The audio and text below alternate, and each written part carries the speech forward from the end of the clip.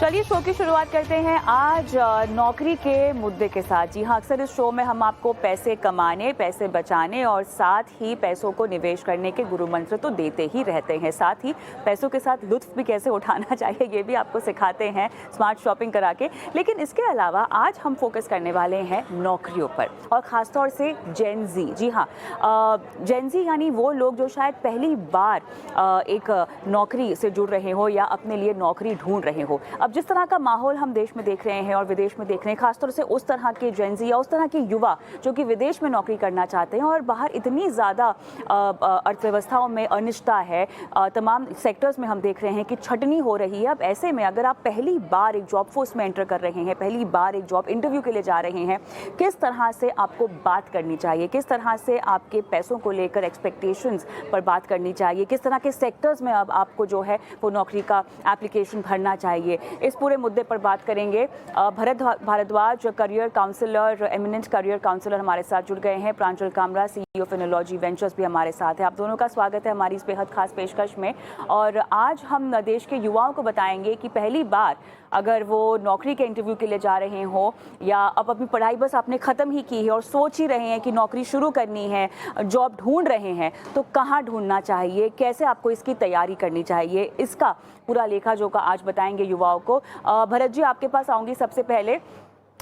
जिस माहौल में हम हैं फिलहाल, जहां पर हम देख रहे हैं कि इतनी छटनी हो रही है और तमाम सेक्टर्स में बात करूंगी बिकॉज कहीं कुछ सेक्टर्स में बड़े लेवल पर हो रही है, कुछ लेवल सेक्टर्स में छोटे लेवल पर हो रही है। ऑन एन एवरेज सभी तरह के सेक्टर्स में जहां भी छटनी हुई है स्पेसिफिकली वो टॉप लेयर में हुई है। और मेरे ख्याल से जिन युवाओं की हम बात कर रहे हैं वहां पर छटनी की फिलहाल कोई बादल नहीं है। लेकिन फिर भी अगर कोई युवा उस तरह के सेक्टर में जॉब चाह रहा है जहां पर लगातार, मान लीजिए IT में, जहां पर हम देख रहे हैं कि लगातार छटनी को लेकर खबरें आ रही हैं, अभी भी आ रही हैं, तो वो इस नौकरी के लिए आवेदन कैसे दे, कैसे अपने ये सुनिश्चित करे कि जब वो किसी जॉब इंटरव्यू के लिए जा रहे हैं तो उनकी एक्सपेक्टेशन और जो उन्हें इंटरव्यू कर रहा है, जिस ऑर्गेनाइजेशन के पास वो जा रहे हैं, उनकी एक्सपेक्टेशंस मेल खाएं।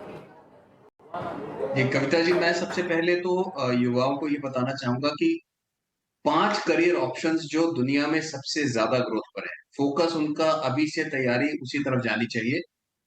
सबसे पहला सेक्टर है हेल्थ केयर। हेल्थ केयर में करीब अगले 5 साल से 10 साल में जो ग्रोथ है वो 28% की मानी जा रही है। तो ये सेक्टर ग्रो करेगा ही करेगा।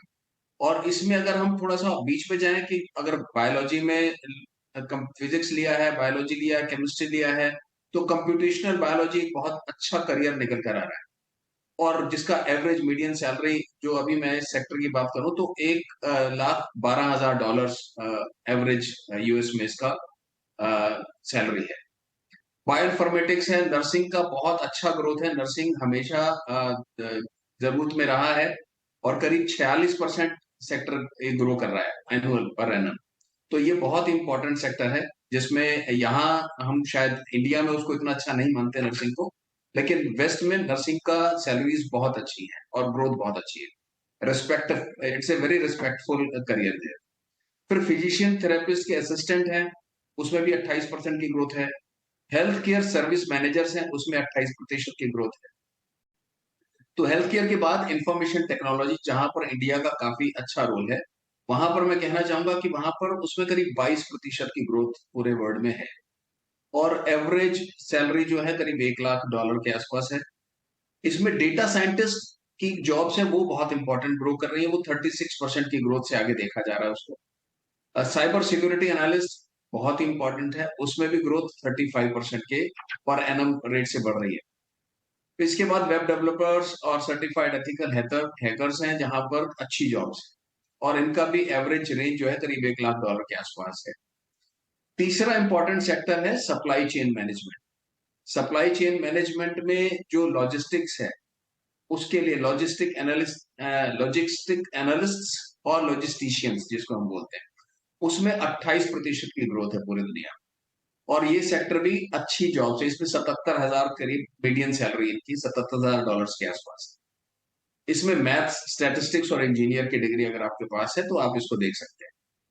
फिर चौथा सेक्टर बहुत important, financial management, evergreen sector जिसको बोलते हैं। वहां पर करीब 15% से ग्रो कर रही है इंडस्ट्री। और जो फाइनेंशियल मैनेजर्स की जॉब्स है, नंबर ऑफ जॉब्स, वो करीब $1,20,000 एवरेज उसकी सैलरी है। 5वां नंबर आता है एक्चुरियल और स्टैटिस्टिशियंस का।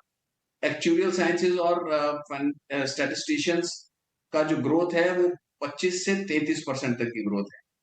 और ये certified fraud examiners, financial fintech etcetera, ये सब आपके फाइनेंशियल मैनेजमेंट में आ जाते हैं। तो मैं युवाओं से यही अपील करूंगा कि इन 5 सेक्टर्स को ध्यान में रखते हुए अपना करियर प्लान करें, क्योंकि हमें सिर्फ जॉब नहीं चाहिए, हमें करियर प्लान करना है। तो दोस्त, जो अगले 10 साल में हमारे को अच्छी स्टेबिलिटी दे और दुनिया किस तरफ जा रही है इसकी जानकारी होना बहुत ज़रूरी है। जी कविता जी। चलिए, भरत जी, बहुत अहम बात आपने बताई और मेरे ख्याल से आपने पहले जवाब में ही बता दिया कि वो कौन से सेक्टर्स हैं जहां पर आपको फोकस करना चाहिए। अगर जो इन सेक्टर्स के लिए आप पढ़ाई लिखाई कर रहे हैं या कर रहे थे, तब तो आप फ़ायदे में हैं, और अगर नहीं तो मेरे ख्याल से थोड़ी सी अपस्किलिंग की या अपग्रेडिंग की आपको ज़रूरत होगी, जिस पर हम इस चर्चा के अंत में बात करेंगे। लेकिन प्रांजल, जैसे कि भरत जी ने भी कहा कि करियर के बारे में सोचना है ना। आपको ऐसी नौकरी नहीं करनी है जहाँ पर आपने कुछ साल नौकरी की उसके बाद छोड़ दी, क्योंकि ये आपकी शुरुआत है और इसीलिए बहुत ज़रूरी है कि आप बुनियादी तौर पे एक मजबूत ऑर्गेनाइजेशन में जाएं और अच्छे नाम के साथ जुड़े। लेकिन उसके बावजूद भी प्रांजल, जो मैं माइंडसेट की बात करना चाहती हूँ आपके साथ, जो कि युवाओं का होता है, हम गिग इकोनॉमी के बारे में तो वैसे ही बहुत चर्चा कर ही रहे हैं आजकल, और कहीं ना कहीं युवाओं का ये एक माइंडसेट भी है कि वो किसी एक नौकरी में रुकना नहीं चाहते हैं, है ना। वो अपने आप को अपस्किल करना चाहते हैं और अपने लिए एक ऐसा वर्क एनवायरनमेंट क्रिएट करना चाहते हैं जहां पर वो बंध के ना रहें किसी एक ऑर्गेनाइजेशन के साथ। स्किल सेट उनके पास सभी होने चाहिए और उसके बाद उनके पास ये आज़ादी होनी चाहिए कि वो जिनके साथ काम करना चाहें वो कर सके। इस तरह का माइंडसेट फिलहाल के माहौल को देखते हुए कितना सही है, फिलहाल की अनिश्चितता के माहौल को देखते हुए कितना सही है, प्रांजल? कविता, मैं कहूंगा कि ये माइंडसेट कभी भी सही नहीं है, क्योंकि होता था आईटी सेक्टर में कि ये थ्योरी बन गई थी और इसे एक तरह से माना जाता था कि अगर आप हर साल 2 साल में स्विच होगे ना, तो अगली कंपनी आपको 30% का इंक्रीमेंट देगी। मैं अपनी कंपनी में रहूंगा तो मुझे 15% इंक्रीमेंट मिलेगा। तो करियर ग्रोथ चाहिए तो हर साल 2 साल में शिफ्ट होते जाइए। लेकिन यहाँ ना हम एक बहुत इंपॉर्टेंट चीज भूलते हैं कि जब आप अपनी ही ऑर्गेनाइजेशन में रहते हैं तो ग्रोथ भले ही लीनियर ना आए, लेकिन जब जंप आता है तो बड़ा आता है, क्योंकि आप विश्वास भी इकट्ठा कर रहे हैं। और जब आप शिफ्ट करते रहेंगे तो लीनियर ग्रोथ आपको अच्छी मिलेगी, लेकिन ऐसा नहीं होगा कि आप देखेंगे कि 5 साल बाद आप उस कंपनी के बोर्ड ऑफ डायरेक्टर्स में शामिल हो गए, क्योंकि ट्रस्ट आपने बिल्ड नहीं किया। तो जब आप अपनी ही कंपनी में रहते हैं, एक कंपनी में आप लंबा करियर बनाने की कोशिश करते हैं, तो 2 फायदे होते हैं जो युवाओं को पता नहीं होता, उनको उस चीज का एक्सपीरियंस नहीं होता। पहला, कि जब ग्रोथ आएगी, हो सकता है 5 साल 10-10% इंक्रीमेंट आए, लेकिन फिर आप अपने मैनेजर्स या डायरेक्टर या सीईओ के इतने नजदीक आ गए कि आपको इंक्रीमेंटल कुछ एक्सपोनेंशियल अपॉर्चुनिटी मिल जाए। और दूसरा, हमें ईसॉप्स नहीं भूलना चाहिए। यंगस्टर्स को एक्चुअली पता नहीं होता है कई बार ईसॉप्स की वैल्यू। तो अगर आप किसी कंपनी के साथ ग्रोथ फेज में जुड़े हैं, 5 साल आपकी सीटीसी 10% से बढ़ी, लेकिन कंपनी का वैल्यूएशन 100x हो गया, तो आपके पास 2 लाख की भी अगर 1 लाख 2 लाख की भी आपके पास अगर ईसॉप्स है, तो उसकी वैल्यू 1-2 करोड़ रुपए हो जाती है।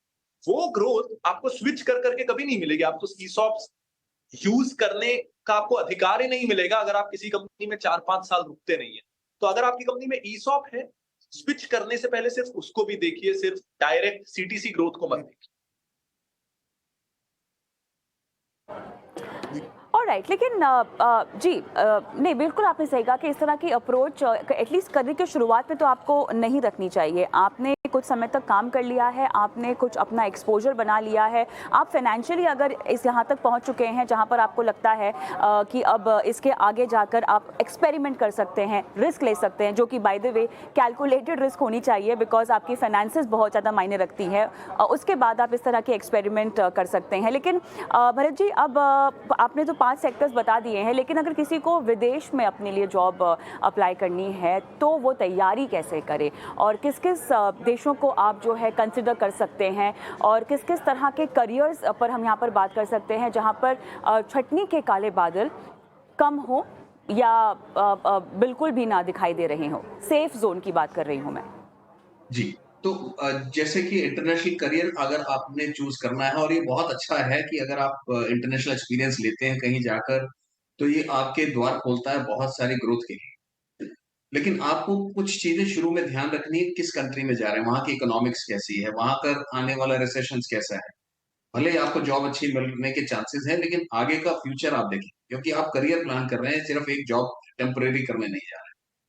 दूसरा, हमारे को ये देखना कि वहां पर वीजा और परमिट्स, वर्क परमिट्स के कैसे रूल्स हैं, कितनी आसानी से मिल सकता है, परमानेंट रेजिडेंसी कैसे मिल सकती है, वगैरह वगैरह। उसके अलावा की जो कॉस्ट ऑफ लिविंग है, सैलरी कितनी मिल रही है और कॉस्ट ऑफ लिविंग कितनी है। आपको घर जहां आपका वर्क प्लेस है वहां से घर कितनी दूर लेना पड़ेगा। फॉर एग्जांपल लंदन में जैसे काफी लोग जॉब करते हैं, लेकिन वो रहते बहुत दूर है वहां से, करीब 1-1.5 घंटा ट्रेवल करना पड़ता है। जैसे यूरोप में ये काफी सिंपल नॉर्म है कि काफी लोग जो है मेट्रो में काम कर रहे हैं, लेकिन 1-1.5 घंटा ट्रेवल करने में उनको कोई दिक्कत नहीं है, बिकॉज इंफ्रास्ट्रक्चर इज गुड। आप ट्यूब से कनेक्ट होते हैं, मेट्रो से कनेक्ट होते हैं, अपनी गाड़ी सड़कें बहुत अच्छी हैं। तो उसमें लेकिन आपको देखना कि कॉस्ट ऑफ लिविंग में आपकी, हर आदमी का एक ध्येय होता है, स्पेशली जेनजी जो है वो एक्सपीरियंस पे ज्यादा जाना चाहते हैं, उनको इंस्टेंट ग्रेटिफिकेशन चाहिए। तो एक्सपीरियंस पार्ट बहुत इंपॉर्टेंट है, ये हर जगह काम आता है लाइफ में। लेकिन जब आप इंस्टेंट ग्रेटिफिकेशन की बात करें तो मैं ये कहता हूँ कि वो थोड़ा सा पीछे बैक बर्नर पे रखें, उसको थोड़ा सा प्रायोरिटी में इतना ना रखें, क्योंकि जो एक्सपीरियंस है वो बाकी चीजों में से भी मिलेगा, शायद ग्रेटिफिकेशन आपको इमीडिएटली ना मिल पाए, लेकिन लॉन्ग टर्म में आपका काफी आपके काम आएगा वो। फिर उसके बाद हमें देखना है कि हम जॉब वहां रहकर अगर हमें जॉब स्विच करना है, तो वो क्राइटेरियाज क्या-क्या हैं उस कंट्री के। हमारा कितना टाइम लगेगा वहां पर एक नई जॉब लेने में, कॉन्ट्रैक्ट के टर्म्स कैसे हैं, जो हमारे को ये देखना कि ले ऑफ रिकॉर्ड कैसा है उस कंपनी का। ईसॉप्स, जैसा प्रांजलि जब बोला कि ईसॉप्स दे रही है, अगर स्टार्टअप कंपनी है तो ईसॉप्स भी देकर भी आपको काफी करती है। इसके अलावा आपका जो जिस कॉलेज से आपने पास आउट किया, भले ही आपने ग्रेजुएशन किया, पोस्ट ग्रेजुएशन किया, वहाँ के एल्यूमिनाई के नेटवर्क में आप जरूर जाएं। तो LinkedIn is a very important tool, बहुत अच्छा टूल है। वहां जाने से पहले आप काफी लोगों से नेटवर्क कर सकते हैं। नेटवर्किंग के साथ आपको एक्सपीरियंस मिलता है, कि आपके लिए ओपिनियन मिलते हैं बाकी लोगों के, आप विचार जान सकते हैं कि कौन सी कंपनी के लिए कौन सा सेक्टर में कौन सी चीज ज्यादा बेहतर चल रही है अभी, तो उनसे राय ले सकते हैं आप जाने से पहले। Network is suppose to be network, ऐसा माना जाता है कि जो नेटवर्क है वो बहुत अच्छा काम करता है आपके करियर बिल्डिंग। फिर दूसरा, उस कंट्री का जो कल्चर है उसके बारे में जानना बहुत जरूरी है। जैसे काफी कंट्रीज में लेफ्ट हैंड ड्राइव है, तो वो रूल्स आपको फॉलो करने हैं, वो ट्रेन करने में आपको 10-15 दिन लग जाते हैं वहां पर जाकर। वो इसके अलावा जो लैंग्वेज है उस कंट्री की वो इम्पोर्टेंट होती है। काफी जगह, जैसे मैं रोम में रहा हूँ इटली में, काफी जगह मेरे को चैलेंजेस आया कि क्योंकि मेरे को I was not very well versed with the Italian language, तो काफी जगह मेरे चालान हो गए, नो एंट्री जोन में भी मैं चला गया गाड़ी लेकर। तो वो छोटी छोटी चीजें हैं जो कि बहुत इंपॉर्टेंट रहती हैं। आपको लैंग्वेज इंपॉर्टेंट है आपके लिए, वहां जहां जा रहे हैं। अगर यूएस जा रहे हैं, इंग्लिश स्पीकिंग कंट्री में जा रहे हैं, तो कोई प्रॉब्लम नहीं है। तो कल्चर स्टेट टू स्टेट भी वेरी कर सकता है बड़े कंट्रीज में। तो इसके जस्ट अलावा आप लोकल्स को देखें। जी जी कविता जी। जी, चलिए, तो भरत जी ने काफ़ी पॉइंट्स हाईलाइट कर दी जहाँ पर अगर आप विदेश में नौकरी ढूंढ रहे हैं तो किन किन बातों का ख्याल, इनफैक्ट क्या क्या होमवर्क आपको कर देना चाहिए। लेकिन प्रांजल, आप खुद भी एक युवा हैं और मैं जानती हूँ कि आपके प्लेटफॉर्म पर आके बहुत सारे जेनजीज जो हैं आपसे इंटरेक्ट करते हैं, आपसे सलाह लेते हैं इन्वेस्टिंग को लेकर या शॉर्ट टर्म कमाई को लेकर भी। हालांकि उससे आप बिल्कुल बचते हैं क्योंकि मैं जानती हूँ कि आपका इन्वेस्टमेंट की ओर बहुत ज़्यादा रुख रहता है। बट हैविंग सेड दैट, मुझे आपसे ये जानना है कि किस तरह की नौकरियों में दिलचस्पी है आजकल जेनजीज को? जी, मैं आजकल जो थोड़ा सा शिफ्ट ये आया है कि हम पिछली जनरेशन के मुकाबले आज ज्यादा एक्सपेरिमेंट को ओपन हो गए हैं, ज्यादा रिस्क लेने को ओपन हो गए और नॉन ट्रेडिशनल करियर चॉइसेस को लेके ओपन हो गए। इसमें ये बात अच्छी है कि जब हमारी पिछली जनरेशन है, हम लिबरलाइजेशन, प्राइवेटाइजेशन, ग्लोबलाइजेशन से गुजर रहे थे, तो उस जनरेशन ने हम में से काफी लोगों को ये फ्लेक्सिबिलिटी दी है, आज के युवा को फ्लेक्सिबिलिटी दी है कि वो थोड़े एक्सपेरिमेंट्स कर सके। प्राइवेट सेक्टर खुल गया है, जैसा आपने कहा, गिग इकोनॉमी खुल गया है। तो क्योंकि फ्लेक्सिबिलिटी अवेलेबल है, बहुत सारे लोगों के पास थोड़ी पिछली जनरेशन ने जो मेहनत की है उसके कारण फाइनेंशियल बैकिंग अवेलेबल है, तो अब हम अलग अलग डोमेन में जाना शुरू करने लगे हैं। जैसे एक, मैं इस सेक्टर से हूं शायद इसलिए मुझे ऐसा लगता है, लेकिन बहुत सारे युवा किसी ना किसी तरीके से आजकल क्रिएटर इकोनॉमी में जाना चाहते हैं। वो उनकी कंपनी उनको वो अपॉर्चुनिटी दे, सोशल मीडिया फेस बनाने की कोशिश करे या वो खुद, लेकिन मून लाइटिंग वो करे ना करे, हर युवा आज भी अपनी क्रिएटर इकोनॉमी में एक रोल प्ले करने की जरूर कोशिश करता है। तो क्रिएटर इकोनॉमी मैं एक कहूंगा वो फिनेंस में अगर मैं देखूं तो स्टॉक मार्केट या इन्वेस्टमेंट साइड में कुछ साल पहले तक जाना ही टैबू माना जाता था कि यहां नहीं जाना है।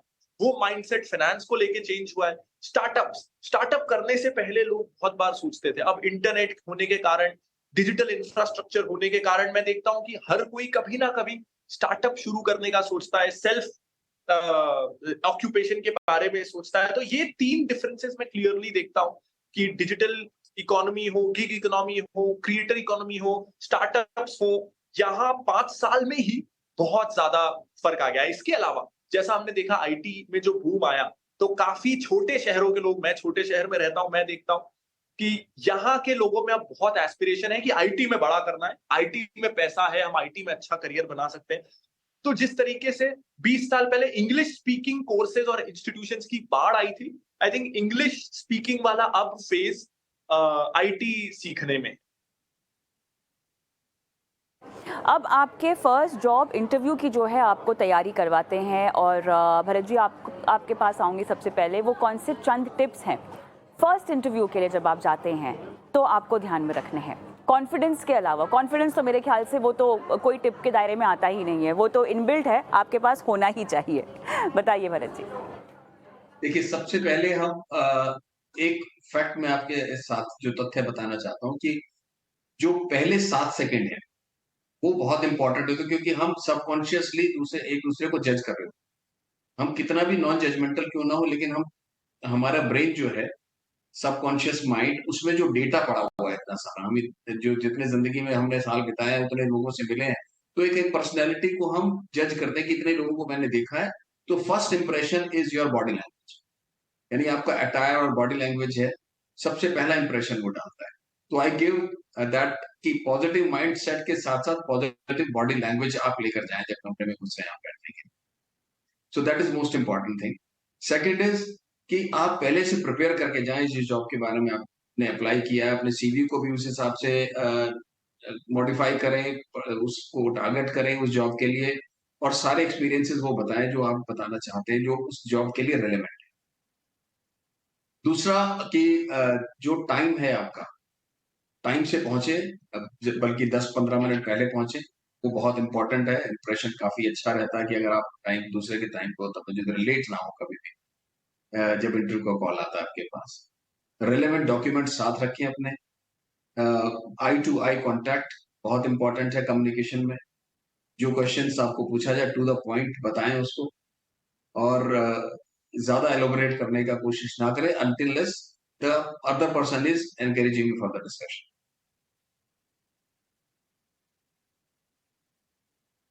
जी कविता। भरत जी के बाद अब मैं प्रांजल के पास आऊंगी। प्रांजल, क्विकली आपके क्या टिप्स होंगे फर्स्ट इंटरव्यू को लेकर? कविता, मैंने तो इंटरव्यू दिए नहीं है लाइफ में, लेकिन मैं ये कहूंगा कि हम कई बार ना ओवर रिलाई कर जाते हैं हमारे एकेडमिक बैकग्राउंड पे या हमारी सीवी पे कि हमको इतने इतने परसेंट आए हैं, ये हुआ है। जबकि मेरे हिसाब से आजकल सबसे ज्यादा मैटर करता है इंटरव्यू। अगर मैं अपनी कंपनी की बात करूं, हम 70 लोग हैं, हम कभी भी सीवी पे ध्यान नहीं देते। 70 हायरिंग हमने सिर्फ इंटरव्यू के बेसिस पे की है। इंटरव्यू में जो एक युवा को मैं गलती करते देखता हूं कि वो ये मानने से कतराते हैं कि उनको कुछ नहीं आता है। जबकि कई बार एज एन इंटरव्यूअर मैं या बाकी लोग भी ये नहीं देख रहे हैं कि आपको क्या क्या आता है, वो सिर्फ आपकी ऑनेस्टी चेक कर रहे हैं, आपका सीखने की इच्छा शक्ति को चेक कर रहे हैं और मेहनत करोगे कि नहीं ये चेक कर रहे हैं। तो आई थिंक उल्टा बहुत पड़ता है जब हमको कोई जवाब नहीं पता है और हम उसका गलत या फिर घुमाने वाला जवाब देने की कोशिश करें, क्योंकि आपका ये दूसरा, चौथा, पांचवा, 10वां इंटरव्यू होगा। जो इंटरव्यूअर है उसने 500,000 इंटरव्यू लिए हुए हैं, तो उसको आप घुमा नहीं सकते।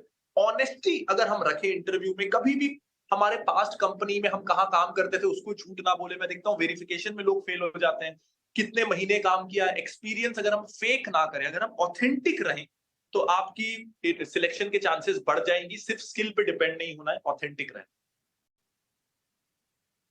और राइट, चलिए, मेरे ख्याल से हमने काफ़ी बारीकी में जाकर युवाओं को, इनफैक्ट जेंजीज को गाइडेंस दी है कि किस तरह से अपने पहले जॉब इंटरव्यू से लेकर अपनी करियर प्लानिंग पर उनको ध्यान देना चाहिए इस अनिश्चितता के माहौल में, इस छटनी के माहौल में। बहुत बहुत धन्यवाद आप दोनों का इस खास पेशकश में आज शामिल होने के लिए।